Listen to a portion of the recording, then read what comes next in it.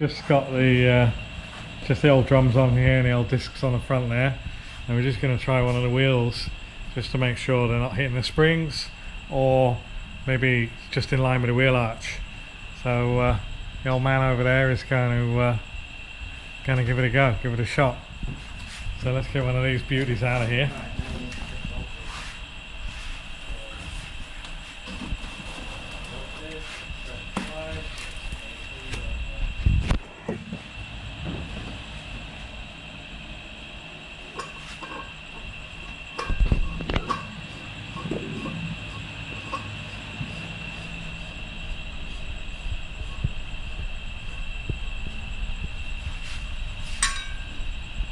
Look at them, lovely jubbly. Turn the fans off actually, because the sound's going to be awful with that one. Right. Men back ที่ว่าเสียง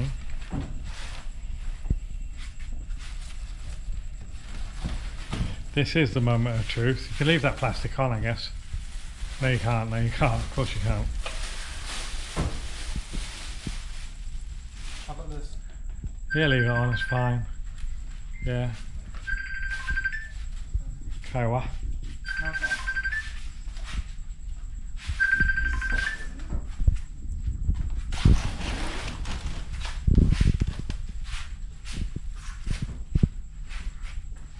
Jimmy.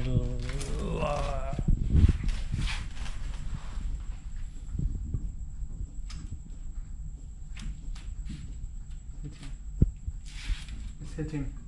Hitting the shock? Yeah. With what? The wheel? Yeah.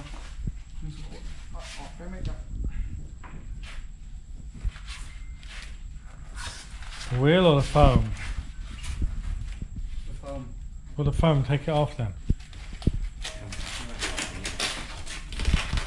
If it hits with the wheel, we're in a lot of trouble.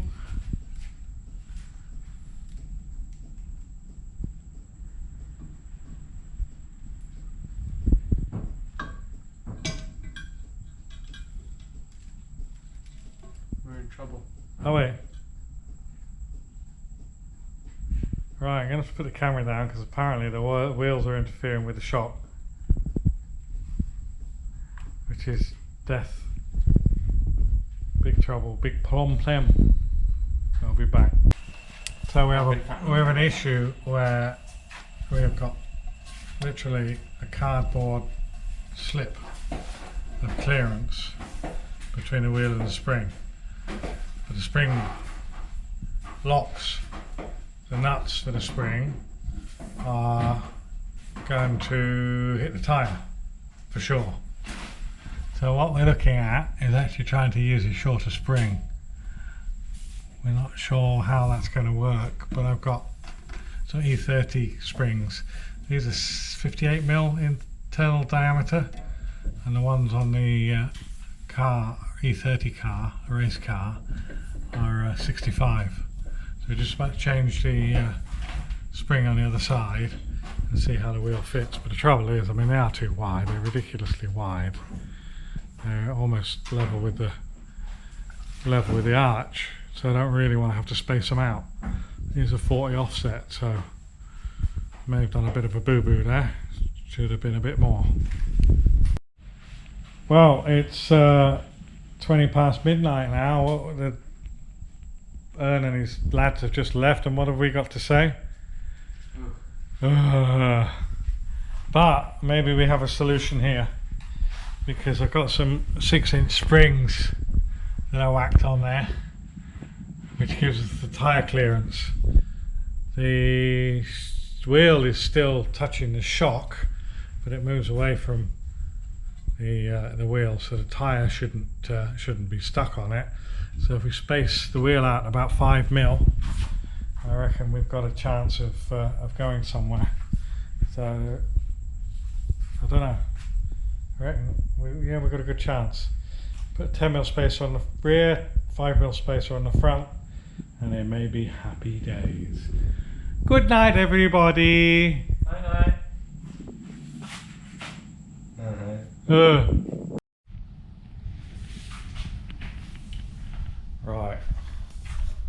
was a late one. That was 1 o'clock in the morning by the time we got done. Don't know what time it is now. It's just turned 9 now. So, as you saw, or may not have seen, depending on how we edit this video. In actual fact, you're going to see now, I think, what the problem is. It's wheel related. And we showed a footage from last night, but basically we've got an interference there. So we're going to have to space the wheels out. And we haven't got much to play with here. So, watch that footage. So obviously that was what we discovered after closing down last night's video. So what I've got to do now is we've got to power up the ECU and stuff like that. So Alex will be here at some stage. So I think what I'm going to do is a bit of like stuff that I shouldn't need to use Alex for myself. So like we'll get a wheel off the E30, which has got the tyres on it, the new Toyota R1Rs, which we plan to use on this. We put them on the E30 and we didn't get the E30 on the road, or use it on the road. So we're just going to use those tyres on this car. 225 45 17s. So I'm going to get one of the wheels off the E30 and get this prepared to go out and get a tyre put on so that we can work out what spacing we need on the wheels. We think we can fix the issue by using a lower spring, a shorter spring. The spring that came with the kit are about 18 inches long. What's that? 45 centimeters. If we put like a 6-inch spring on, that puts the spring platform way above the tyre. And we just space it out about 5 mil and we should be good. So I'm going to get that tyre done, that wheel done, and be ready to jump in the truck and just go and get the tyre put on a rim. There's lots of other little stuffs, bits and pieces that I need to do myself, or should do myself. Brake pipes, fuel pipes, assemble the calipers, assemble the brakes on the back plate. And Alex is so much better at soldering and running wires and stuff than I am. I can do it and I understand it all, but he's just a lot more patient and a lot more dexterous than I am at doing that. And he's got the kit as well. So he's got nice fittings, and he brings that along with him. So we'll do that. I'll get on with what I can get on with, and we will reconvene shortly. Cheers. Okay, quick clip down a tyre shop. There's not many places open on a Sunday. This isn't far from the house. Just a traditional old style wheel shop. I can remember many years ago this guy had the most amazing collection of old alloy wheels, and he scrapped them all off.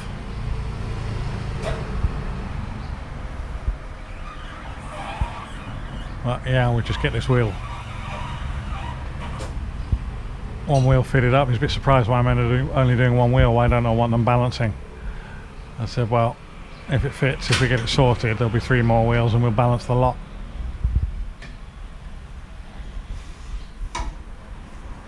Well, it's going to go to a high society, a posh type of affair. There's a place down the road that does real high-end wheels, but they're not open. But this guy seems fair. He's just put a piece of rubber down on the tooling. The old wheels are already scratched up, but if he's going to take care like that on the old wheels, he'll do the same on the new ones.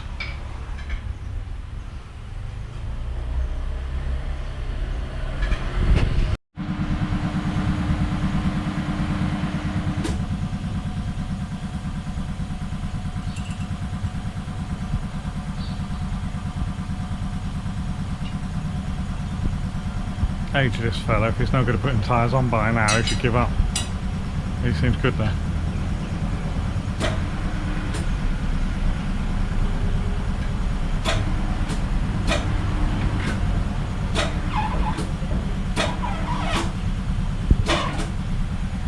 A bit of a stretch. These are strong tyres. R1Rs, Toyos.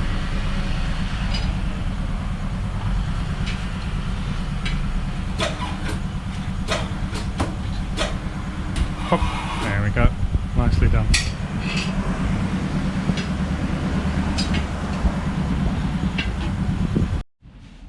That's a porn shot, that. What do you reckon? Porn shot. What's interesting about these rims is the tyre is exactly the same width as the rim. And when they were on the Imolas, the tyre was wider than the rim. It was sort of bridged out. They're both 8-inch, but these are parallel. So that looks also like it'll just about tuck up inside the wheel arch to get the block of the tread in there. I don't know how much body roll we're going to get. We don't have an rear anti-roll bar either. And I don't know how, we think these springs are quite soft.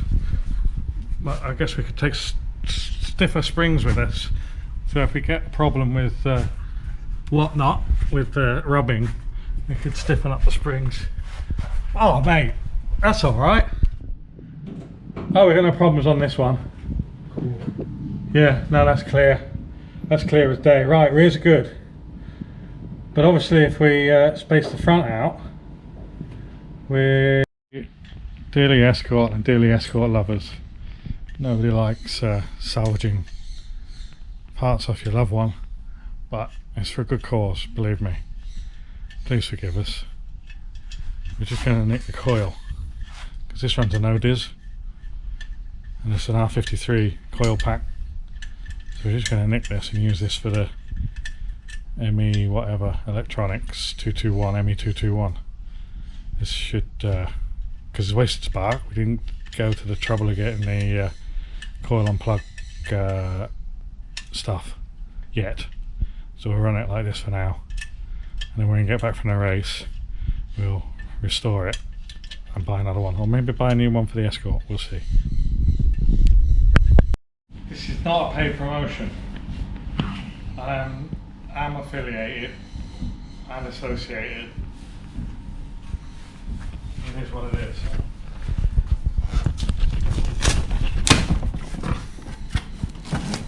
I'm putting standard brakes on it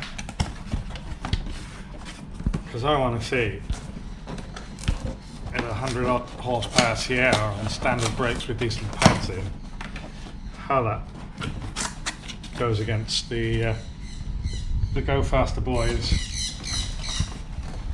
Oi! Ho ho ho! It's the new style one. That's a result. Well happy with that. I thought it was going to be like an old stock one. They used to have the GDs used to be gold, have like a galvanized coating on them. But they've obviously, I don't know whether they've reworked them or. Oh, that one well chuffed with that. Look at that, Austin. Wow. That's mega. That's really worth. I'm chuffed with that. Right, so we've got Cerakoted silver calipers, blue stuff pads, GD discs. It's all going to look new, isn't it? Better than new. Cool. Right. So I'm going to pop this on there and get the wheel on there and see how we're looking. Done for now and do some RTV. Right, okay, here we go.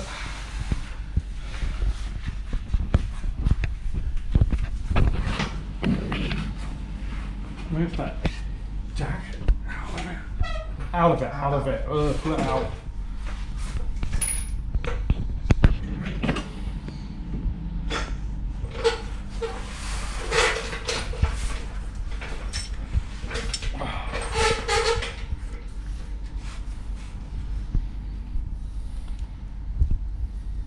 Holes.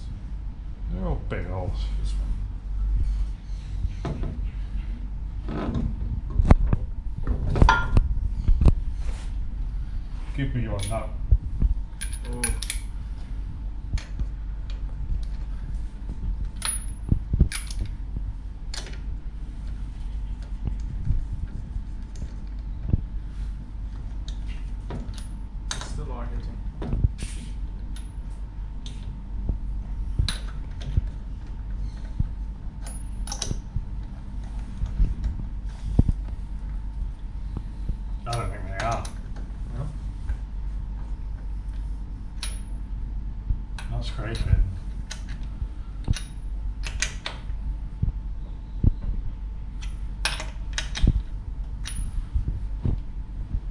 just touching.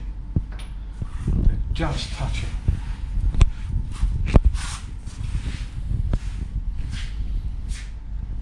Yeah. So, if you grab them on them thin spacers, go. Where? Just to the side there. They're just touching the. Probably already scratched the rim. Third drawer.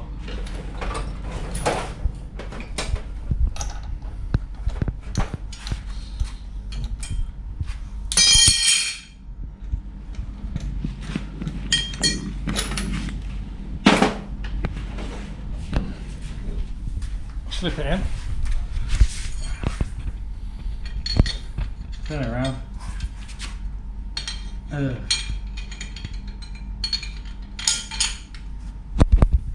Can't see the bloody EBC disc now. Put that in there.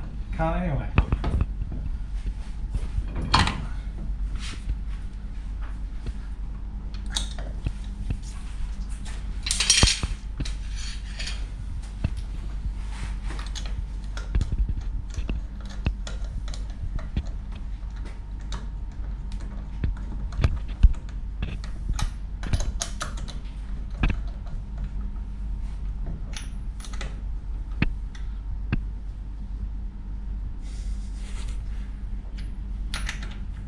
That'll do. Right. Yeah, I can Yeah. see there's a gap. But the wheel studs are, I don't think are long enough. We've got another nut, we can count the turns. I'll find one. Because it's difficult to count turns when you're pulling the wheel on. That's right. Right, well they're in and we'll count the turns.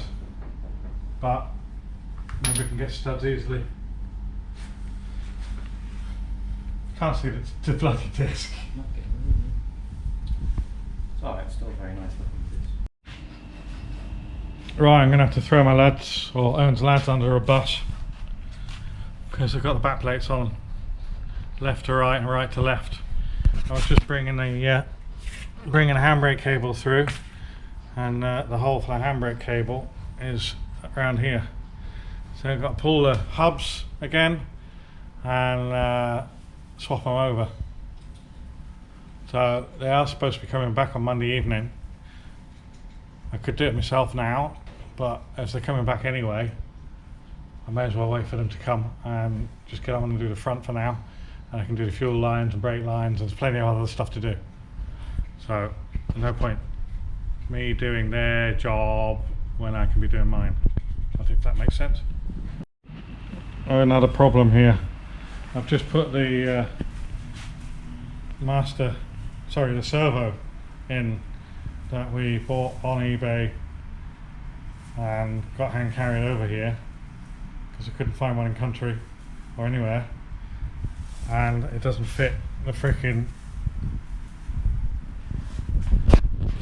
it doesn't fit. I've got my master cylinder doesn't fit inside the servo, and the master cylinder doesn't fit on the servo. This is where we say arse. That's a real shit, that. We're in trouble. So we're gonna have to pull the one off the silver car, which we know is knackered, and probably just use without servo assist. Well, we did it with the Escort. Escort's always run with yellow stuff brake pads and no servo. And you really have to stand on it, but you can pull it up. I mean, without breaking everything that we were around last year. So it will work. Just means a lot more effort from us. Shit. Shit this. That going in the spares pile, I'll probably have to find a master cylinder that matches that. Bugger. Everything else fits. It fits into the pedal box, fits into the bulkhead. It all looks the same. But those sensors and that hole are different.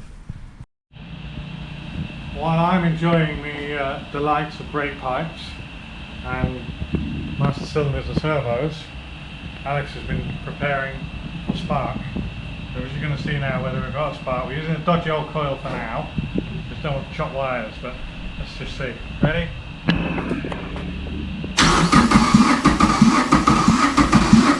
Nothing. If you to the other bank.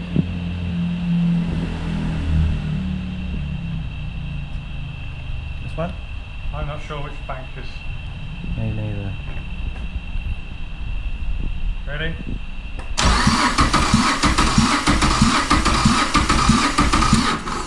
Try one of the other ones.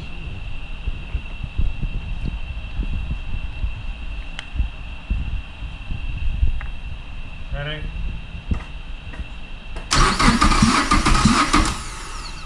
No, no spark. Okay, we need to go find out why.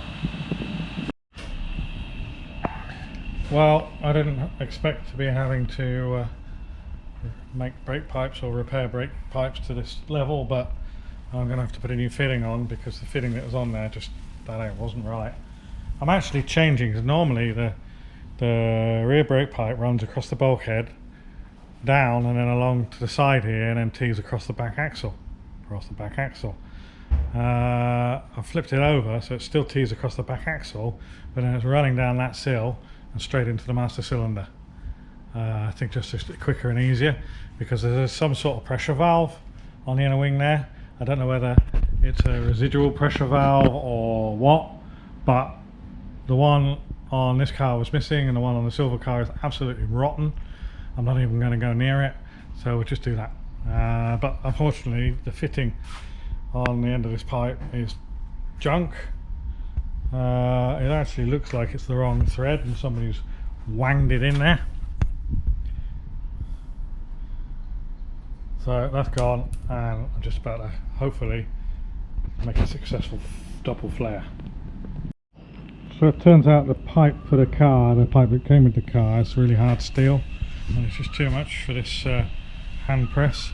So anyway, I happen to have this old reel of brake pipe on the shelf, so I've made this flare here, which is okay. So all I need to do is roll this out, measure to length, put flare on the other end, and we're good to go. Hey, what are you doing? I'm nicking stuff from this, what is it, M60 engine. M60 V8 E30. What are you nicking it for? We can't do that. Well, it's all about Bosch, isn't it? Bosch. Okay. Alright then, I'll leave to it, mate. Carry on. Right. We are alive. Well, half the equation's alive. We've got a spark. So Alex, bless his hard work. Well, I've been monkeying around with brake fittings and, you know, all sorts of shit like this. He's been soldering joints and connecting wires and stuff like that, and learning the motorsport electronics manual. So we started off with a Duratec base map, and we reckon we saw one spark when we cranked it, and then we never saw a spark again. So we've been messing around with the coil, we've been messing around with sensors and wires and settings and trigger wheel settings and things like that, and rising and falling, you know, whatever they are, what are they called? Edges, with no avail. So Alex was just looking at some other options for base maps, because we thought maybe there was a base map more suitable, and there's one for an NC Mazda MX-5. So we loaded that up, turned the key, and lo and behold, we have a spark coming out of all four ports on a coil that I thought was broken. Here we go, ready?